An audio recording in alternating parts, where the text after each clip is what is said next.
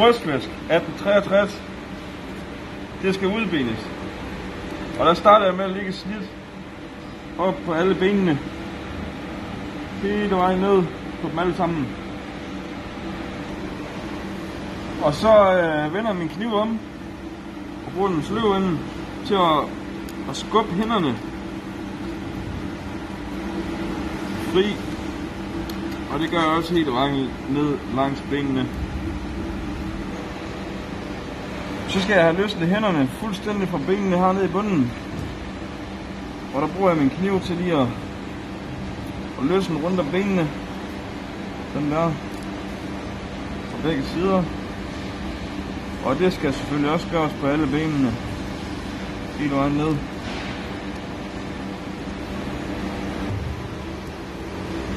Så når jeg løsner benene, så tager jeg lige og vender mit brystflæsk om. Og så bruger jeg min trækker til at trække benene ud.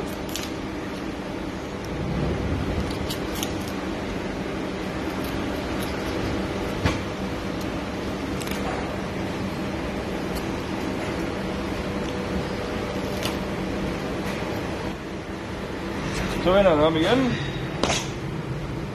Og så lægger jeg et snit hele vejen ned langs de her knopper, der er tilbage på benene. Ikke for dybt, men det skal alligevel lige igennem hinden. Hele vejen ned. Indtil man kommer ordentligt igennem. Og et snit her.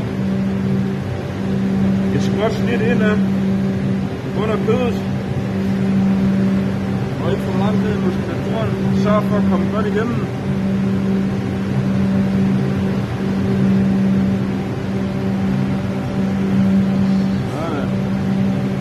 Så tager jeg mit fjederben herop og løfter det.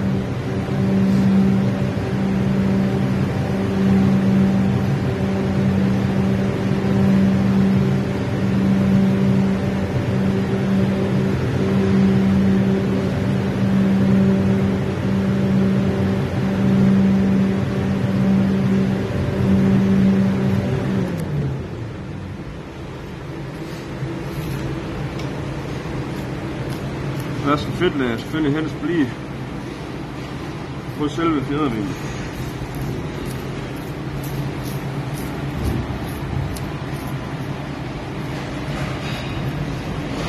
Sådan. Så skal vi have taget bugstrømlen. Den sidder heroppe, og der skærer jeg bare hele vejen langs fedt og kød og fjerner det. Sådan, så skal jeg have slagenden.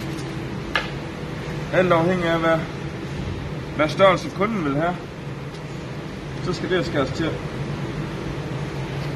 Nu ved jeg, at kunden vil have det i den her størrelse. Nu vender jeg det lige om sidste gang. Og så har jeg stegerstiden. Den skal også lige skæres til. Den skal skråskæres. Hele vejen ned. Men for alt det overskydende er. Sådan. Og så skal det selvfølgelig afsværes maskinelt. Og så får du sådan her. Så skal vi gå 5 cm ind her. Der laver vi lige en mærke. Det skal trimmes. Den anden side. 5 cm ind. Sådan cirka i hvert fald. Lige lave en markering. Og så begynder jeg at trimme ned til den her blodåre her. Jeg skal ikke fjerne blodåren, bare lige ned til blodåren. Sørg for at få de her mælkekirtler med, som sidder her efter brystmålene. Sådan. Og det her, det er jo så den anden ende, den anden side. Stegenden, den skal også trimmes ned.